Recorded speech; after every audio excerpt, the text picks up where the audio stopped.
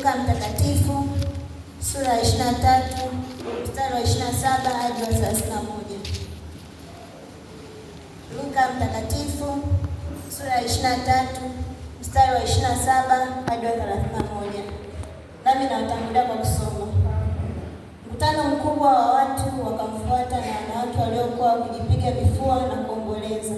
Yesu akawageukia akasema, enyi binti za Yerusalemu, msinililie mimi, bali jililieni nafsi zenu na watoto wenu. Kwa maana tazama, siku zitakuja watakaposema, heri waliotasa na matumbo yasiyozaa na maziwa yasiyonyonyesha.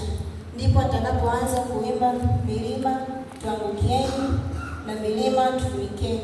Kwa kuwa kama wakitenda mambo haya katika mti mbichi, itakuwaje katika mti mkavu? Amen.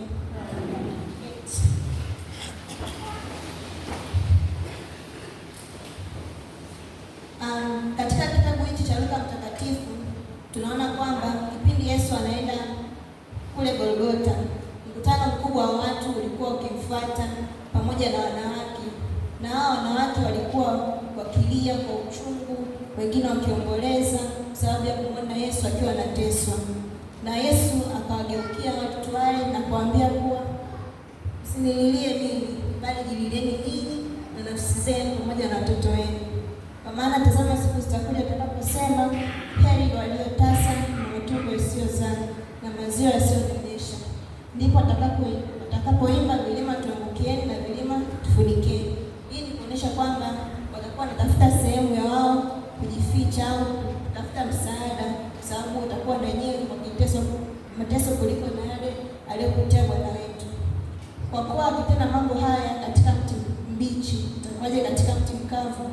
Mti mbichi ni Yesu. Inaonyesha kwamba Yesu yeye alikuwa akiteswa zaidi, yaani anateswa zaidi kuliko wale watu.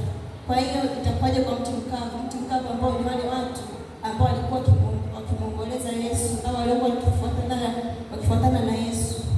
Kwa hiyo katika somo hili tunafundishwa kwamba wale wanawake wanatuonyesha kuwa tunatakiwa tuwe na moyo wa upendo, tuwe na moyo wa kujali hata kwa ndugu zetu ambao wanapata shida tofauti tofauti. Inabidi tuwe mstari wa mbele kwa ajili ya kuwasaidia.